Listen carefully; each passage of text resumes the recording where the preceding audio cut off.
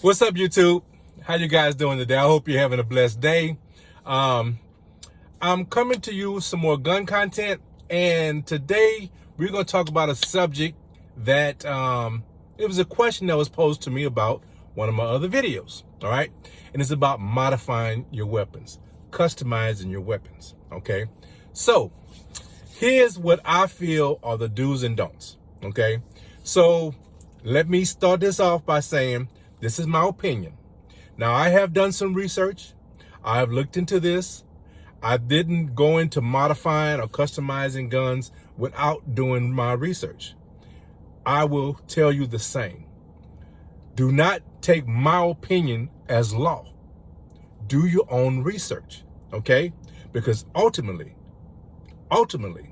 you're responsible for every round that comes out of that chamber, okay? You're responsible, okay? So you have to understand whether this is something you want to do, whether you feel comfortable legally doing it. You have to rely on your own research. Don't rely on anybody on YouTube to tell you it's okay to do something or not do something, okay? Got it? We straight? Okay. So listen, obviously, if you watch some of my videos, I am a huge proponent for customizing your guns, okay? I'm that guy, all right?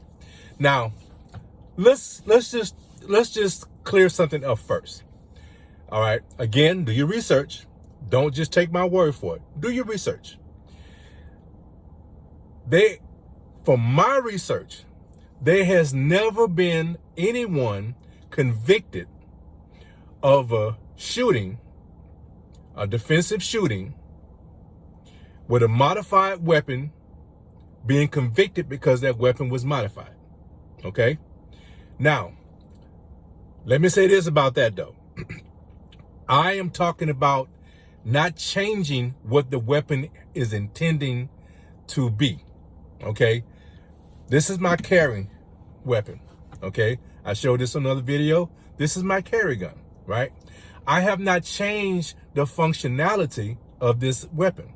It takes one trigger pull, and this weapon is safe. Let's just get that out of the way. There's no mag, nothing in the chamber. Visually look, pull the trigger in a safe direction. This is a safe weapon. So I have not changed any functionalities to the gun, okay? It takes one trigger pull, one action of the trigger to fire a round, all right? So this is a semi-automatic. If I somehow turn this into an automatic where I pull the trigger and it fires rounds until I release the trigger, that's illegal, okay? That's an automatic weapon, a fully automatic weapon. That's illegal. This is not illegal. This is still a semi-automatic. One trigger pull, one action. Okay? We good? All right. I have not changed many internals. There are some things I have changed internally. I have a I think it's a 3.5 pound connector, which makes the trigger pull lighter. Okay. It's still, in my opinion, it makes this a 4-pound pull trigger. I think personally, this is my opinion, I don't think you should go below 4 pounds on your trigger pull. Because listen, the reason why I'm saying that, and the reason why I think that's very important, all right? Anyone that modifies their trigger, they're looking for something smooth, predictable, something they can get back on target quicker, okay? Those are the things they're trying to accomplish when they change the trigger. When they polish or change the trigger bar, okay? When they change the connector, they're just simply making this trigger more predictable, smoother, okay? And, be able to get back on target quicker. But it's at the same time, it's not making it. You ever heard that term? What was that term? Hairpin trigger or whatever it was. I mean, when I was young, I used to hear all the time, right? But that's not what this is. I can holster this weapon with confidence that if I accidentally, and this, I showed it earlier, it still retains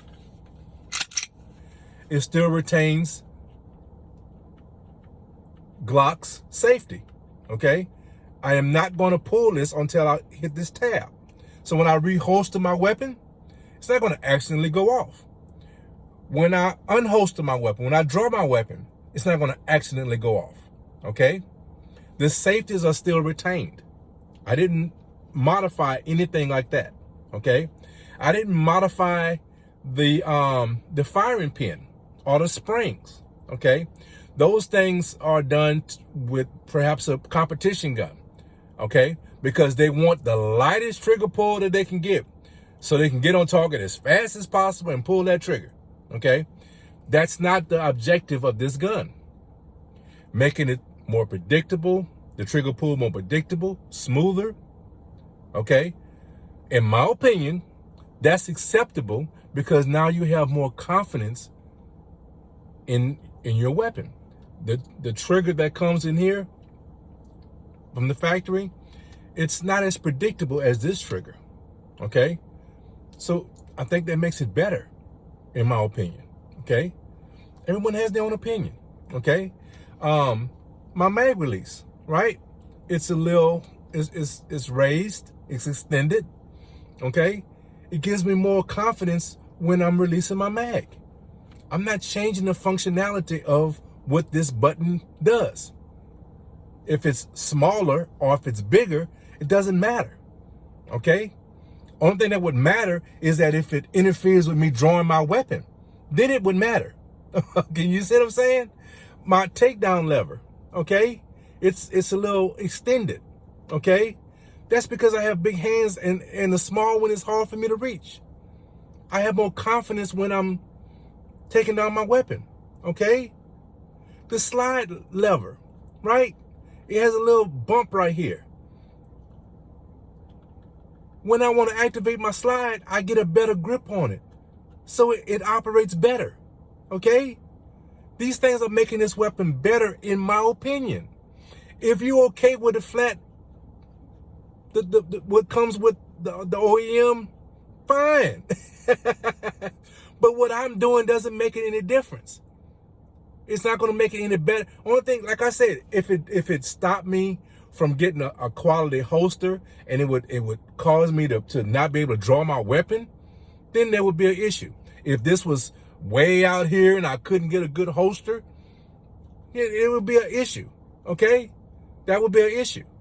But that's not what this does, all right? My sights. I think Glock robs us by putting polymer sights on their weapons. I think it's a tragedy to have anything but steel sights on a weapon. That's just my opinion. If you have to manipulate this slide on something, if you are, in a bad situation, okay, and let's say that you're hurt, right, and you have to rack your weapon on something else. Imagine trying to do that on a polymer sight. You're gonna break it off. Then you have no sight picture. You can't get a sight picture because you have no sights. A steel sights are better. How is that worse? When I look through these sights at night, they pop. I get a good sight picture. It's better. I'm not decreasing the sight picture. I'm making it better. Okay? So when we're talking about modifications, right? You have to be sensible. You have to think, okay?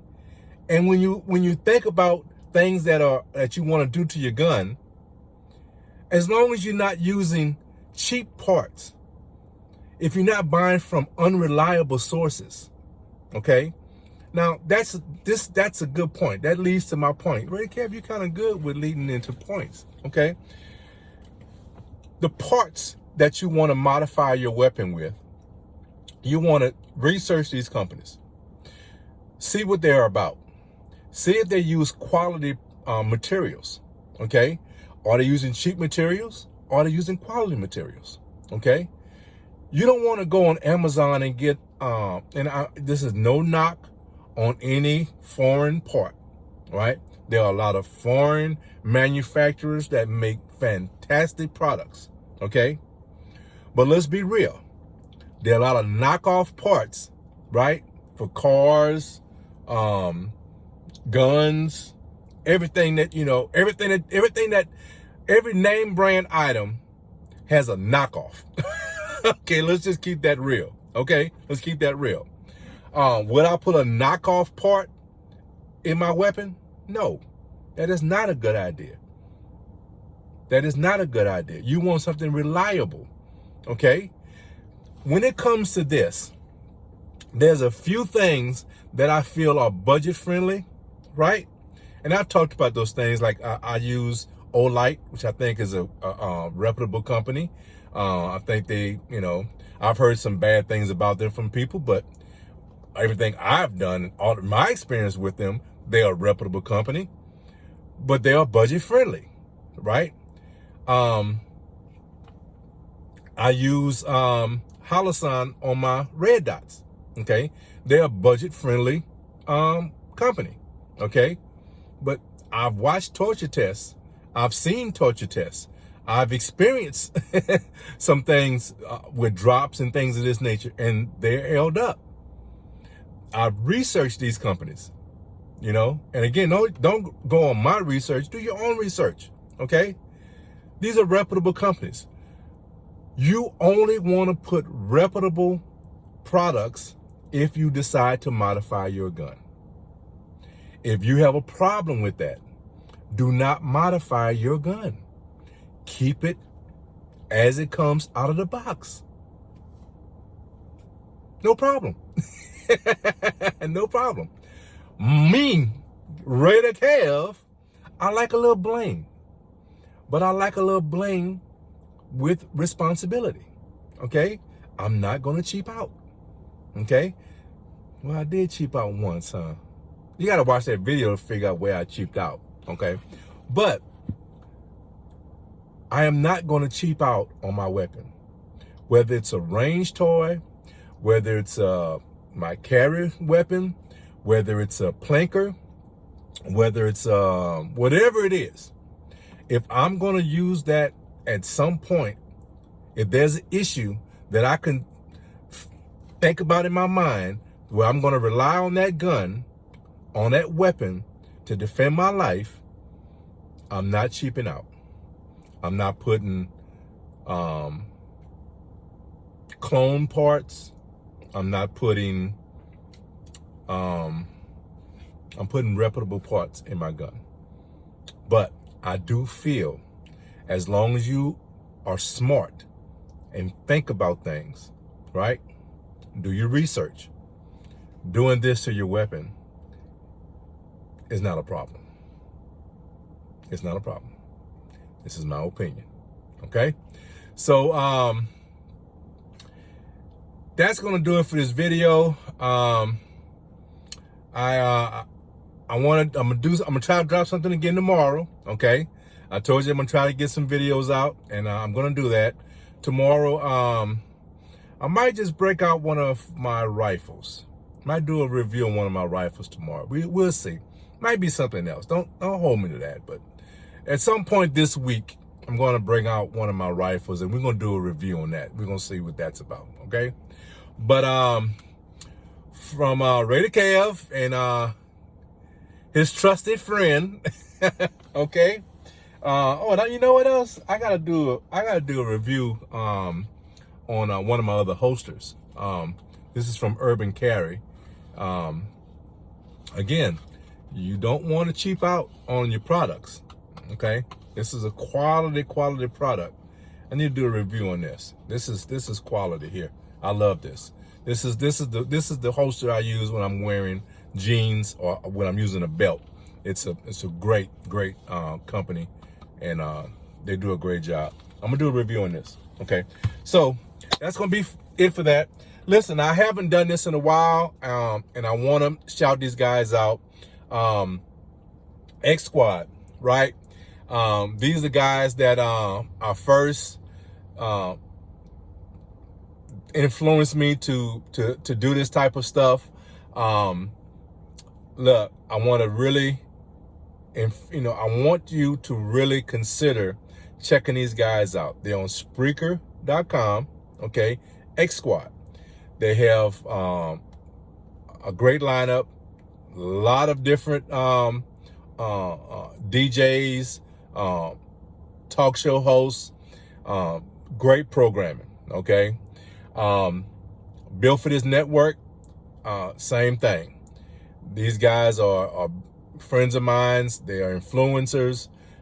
They drive me to do this type of stuff, and they have great content, okay? Check them out. Built for this network, okay? Real Cash Rangers, that Ninja, ABM, Angry Black Man. He's not that angry, okay?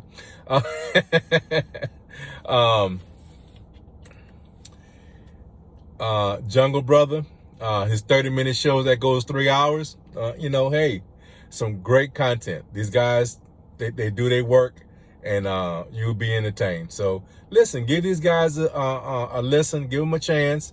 Sometimes if you're a friend of me on Facebook, I share a lot of their programming. Check them out. So I'm gonna leave you with that, and I'm gonna tell you, like I always do, man. Guys, take care of each other. Look out for each other, man. Watch each other's backs. You know what I'm saying? Love each other. There's nothing wrong with telling your brother you love him. Okay? Nothing wrong with that. And guys, be blessed.